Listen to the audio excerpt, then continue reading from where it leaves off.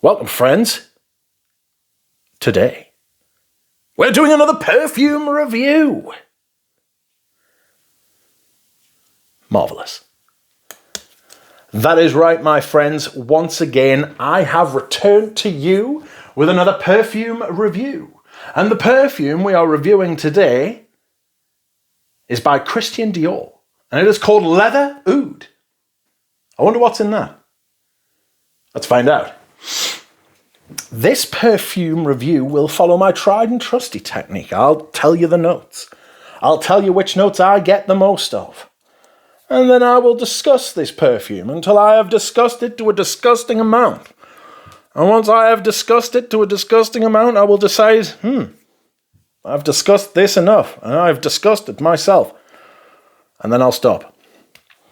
Okay, so let's read this little bit of blurb which tells us the notes, shall we? Leather Oud perfectly and elegantly blends animalistic notes of leather and civet with a noble agar and other woody nuances. Patchouli, sandalwood, birch, cedar, and vetiver.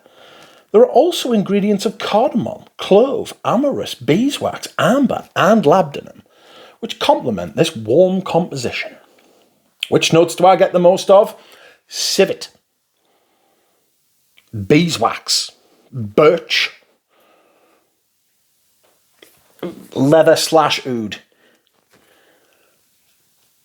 Okay, so Leather Oud was released in 2011. It was part of the extended Dior Privee line. Remember, the Dior Privee line started as three.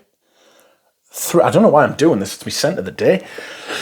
It started as 3 perfumes in 2004 on Encre Noir, Eau Noir, Bois d'Argent, and Cologne Blanche. In 2009, they added Ambre Nuit as an eau de cologne, and then the next year, in 2010, they extended the line to include other perfumes.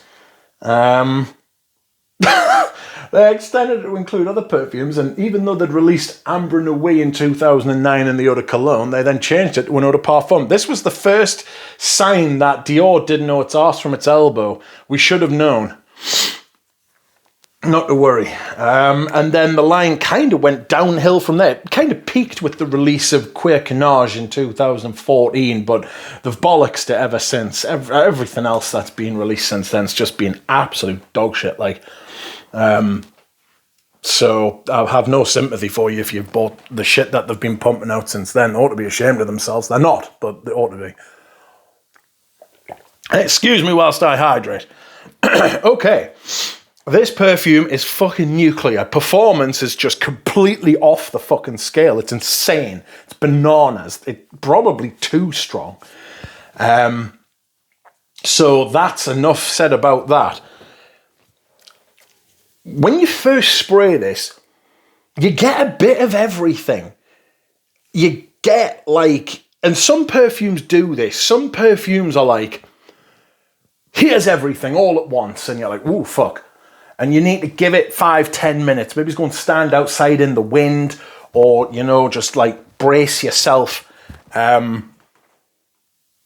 Because it's a lot. But after the first few minutes, you're kind of left with this impression of, frankly, piss. It's very urinous. It's very heavy on the civet. And you're like, ooh, that is pissy. And it is pissy. And it's unapologetically pissy. And you need to... And it's like urea. It's like the active ingredient in piss. So some people like that kind of thing. And I'm not selling this, by the way. I'm not reviewing this because I'm selling it. I'm keeping this. I'll come on to this. But you really do get this strong, ammonia piss type thing. I was in the shop earlier and the woman was like, oh, has somebody got Vicks Vapor Rub on? And I was like, Vicks Vapor Rub? I'm wearing fucking Leather Oud. What are you talking about? I didn't say that to her, but I was thinking it. I was judging her. But then it kind of made sense. It's got this kind of chemical burn, urea, ammonia kind of thing. You know, like if you've ever bleached your hair, or if you've been in a place where bleach is being, you get that kind of like, my eyes are starting to water, my lungs are starting to fill with fluid kind of thing, you know. I'm getting flashbacks to Ypres in fucking France in 1917. Like, I'm dying here. There's a weird kind of dirty cleanness to it. That thing that's in Chorus as well. This is a rancid Chorus type of perfume. Like a Chorus with the Costas still in full flow, but with added evil. You know? Chorus has a happy ending in that it kind of comes up all soapy and clean and bright. There's none of that here. You know? So you get this kind of civet Uranus ammonia type thing to start off. And then, after a while, you get flashes of, like, cardamom. And even something a bit like amorous. Amorous is a weird note. It's almost like a, I don't want to say like a fucking, like a citrus type thing, but like a kind of like a resinous, slightly green, clean. It could be the patchouli and the vetiver too, you know, a little bit mentholated. It could also be part of the civet as well. So that comes and you're like, oh wow, that's kind of weird. That dies off very quickly. But left no doubt this is a base heavy perfume, and it's all about that base from early on. But there are flashes, little light shows, you know, like when your blood pressure goes up very quickly and you get like the floaters in your eyes, little flashes of like something that could have been but isn't. The piss loses this, the civet loses this ammonia, like this ammonia quality, and dries down to like more kind of like settled and less potent and less blistering kind of thing. And then the other notes start to come in. You get the birch, you get the oud, and you get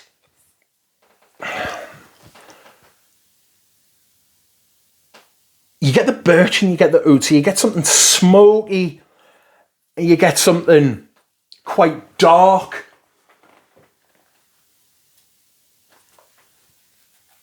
And black in there, like a black smoke, you know, tarry smoke.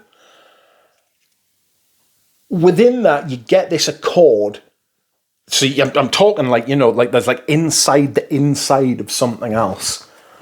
This is what Dior Privees used to be like, by the way. Now they're just sugar and shite. They're fucking crap. But inside there is the accord of the oud and the leather. And unfortunately, part of that is constructed from an amberwood. I fucking hate amberwoods. I despise them. They're awful. They're fucking shite. There is absolutely no perfume that I like that's got amberwood.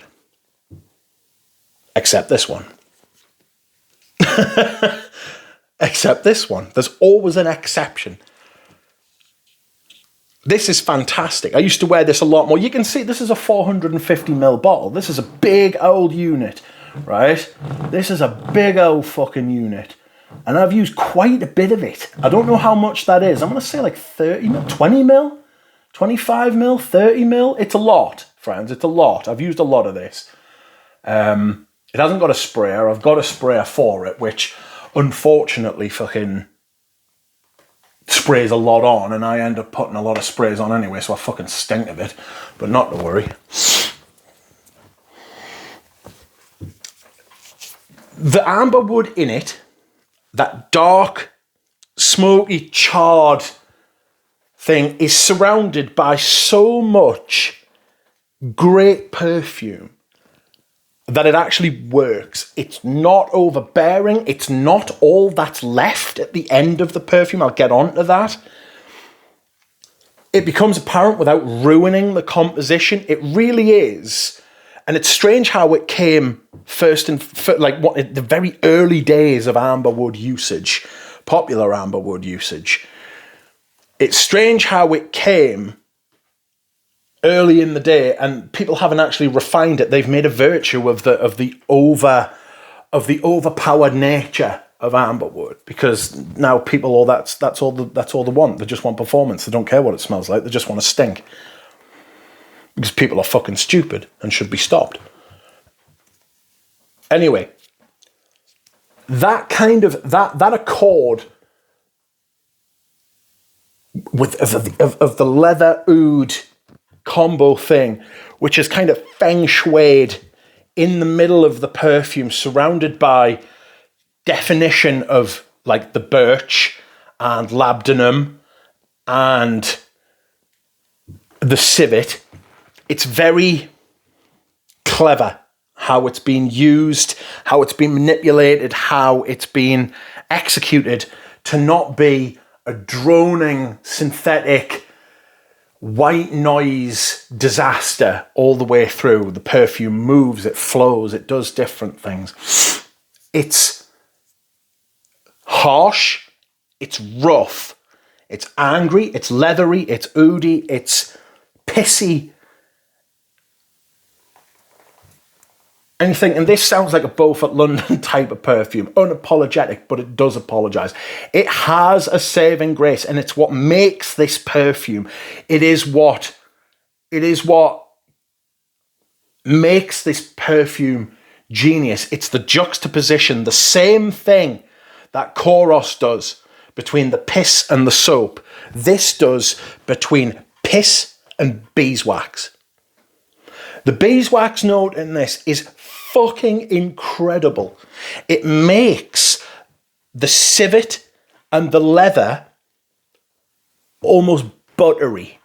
It gives it that 1980s leather feel with the old IBQ leathers. I'm sure there's IBQ in this as well. It gives it that kind of buttery, supple, smooth, wrinkled, old, sweet kind of thing, like the sweet smell of decay, you know? In a certain point, things that are decaying start to smell sweet, because the things that are devouring the decay are actually giving off, like the bacteria are actually producing sugars.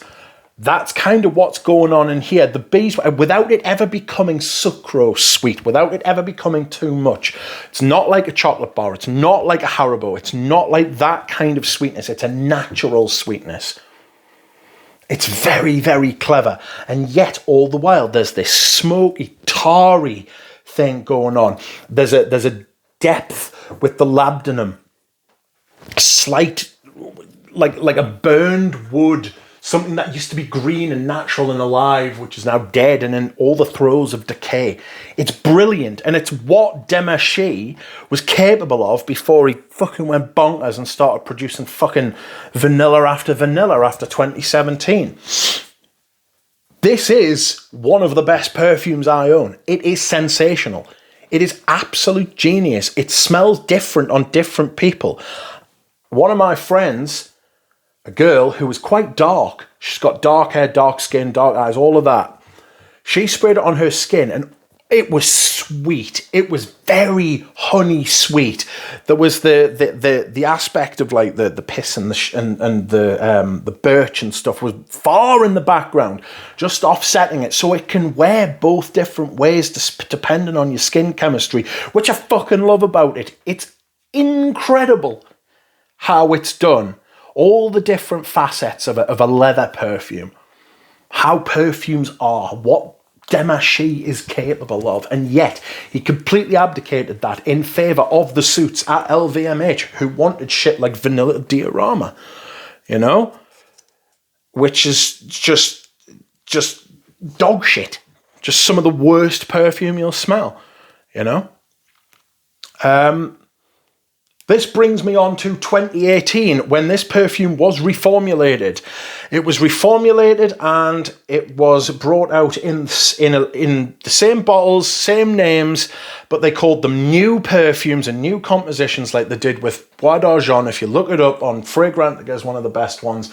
It has the blurb and it says, Bois d'Argent is a brand new perfume from Dior made by Francois Demachy. It smelled very similar. It was a reformulation, but they then credited it to Demachy instead of Annick Minato, who first made it, which I think is plagiarism and unforgivable. They changed Leather Oud and they took out some of the things that made it brilliant and they put in, I swear to God, a wet sand note, and it completely destroyed it. So you must beware if you're looking to buy this perfume, get the ones with the CD cap on, that separated CD there, and pre-2018. All in all, this version is brilliant. I love it. And I'm glad I've got this much. Thank you very much for watching, everybody. And I will see you all again soon.